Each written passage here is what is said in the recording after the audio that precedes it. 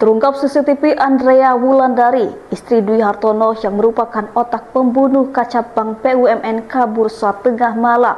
Dilansir dari akun TikToknya, Andrea Wulandari sendiri sangat aktif di media sosial dan kerap berjualan baju secara online. Saat kasus ini muncul di publik, Andrea Wulandari pun masih sering berjualan baju di TikTok miliknya. Hanya saja setelah suaminya ditangkap, Andrea Wulandari langsung menonaktifkan semua media sosialnya. Selain itu terungkap pula momen saat Andrea Wulandari kabur dari rumahnya pada tengah malam. Akun TikTok Obat Nyamuk mengaku sebagai mantan karyawan Hartono mengungkap hal tersebut. Disebutkan Andrea Wulandari meninggalkan rumah dengan membawa anak-anaknya di malam hari. Mantan karyawan Hartono itu mengaku rumah Andrea didatangi intel jam 3 pagi. Sayangnya semua karyawan tak tahu keberadaan majikan. Hingga saat CCTV ditelusuri, ternyata Andrea sudah kabur jam 12 malam bersama anak-anaknya. Meski begitu, kabar ini masih menyisakan tanda tanya besar. Hingga kini kebenarannya belum bisa dipastikan karena pihak berwenang belum memberikan konfirmasi.